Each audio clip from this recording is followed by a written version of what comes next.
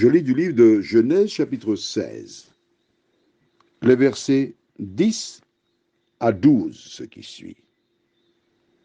L'ange de l'Éternel lui dit, « Je multiplierai ta postérité, et elle sera si nombreuse qu'on ne pourra la compter. » L'ange de l'Éternel lui dit, « Voici, tu es enceinte, et tu enfanteras un fils, à qui tu donneras le nom d'Ismaël, car l'Éternel t'a entendu dans ton affliction.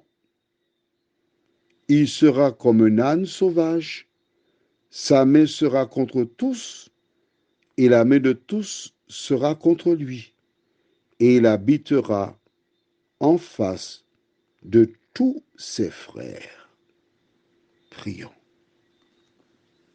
Notre Seigneur, notre Dieu, alors que nous découvrirons ces références, nous te remercions parce que tu diriges nos vies, tu nous gardes, tu nous conduis à travers les épreuves de la vie.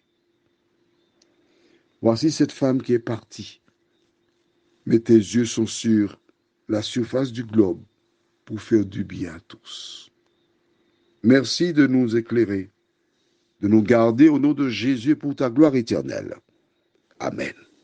Rappelle-toi, l'ange lui a dit, « Agar, d'où viens-tu, où vas-tu » Attends.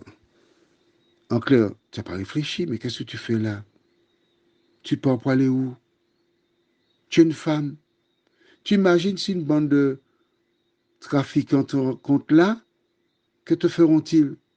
Ils te passeront à la casserole? Tu n'as pas réfléchi. Écoute, la solution, c'est que tu retournes. Et quand il a achevé de donner cette solution à Agar,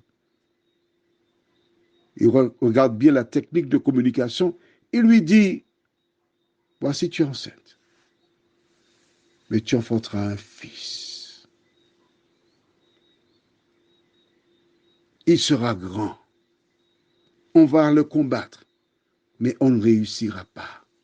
Et il habitera en face de ses frères. » Ah ah, tu te rappelles, je t'ai dit hier, que ange vient de angelos en grec, qui veut dire messager, qui apporte des nouvelles.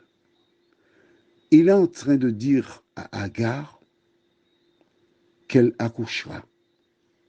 Elle aura un fils. L'ange raconte à cette femme l'avenir du fils, en disant qu'il habitera en face de ses frères, ce qui veut dire qu'il ne sera pas seul, ce qui veut dire qu'elle, Agar, elle risque d'avoir d'autres enfants. Et le tableau que l'ange va présenter à Agar, il est magnifique. Mais cela ne se réalisera qu'à une seule condition. Il faut t'humilier et que tu retournes vers Saraï. L'ange va jusqu'à lui donner le prénom de l'enfant. Il s'appellera Ismaël. Bien qu'Abraham ait eu un rapport en dehors de la norme divine, l'Éternel n'a pas abandonné ce bébé qui était dans le sein d'Agar. Tu es un enfant naturel. Tu as des blessures parce que ton père, il est resté avec l'autre dame. Alors que des enfants avaient un papa, toi tu n'en avais pas. Tu as des souffrances, tu as des blessures. C'était le cas pour Ismaël. Mais Dieu veillait sur l'avenir d'Ismaël. Prions. Notre Seigneur, notre Dieu, nous sommes heureux de savoir que des enfants naturels ne sont pas livrés à eux-mêmes, mais que tu les aimes. Tu te tiens à leur côté. Tu subviens à leurs besoins. Tu assures leur avenir. Merci Seigneur.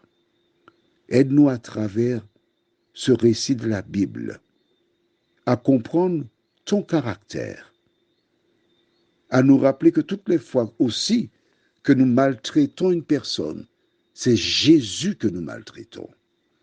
Merci Seigneur de continuer d'agir dans nos vies, de nous garder. Nous t'avons prié au nom de Jésus et pour ta gloire éternelle. Amen. Je te souhaite une bonne journée sous le regard de Dieu.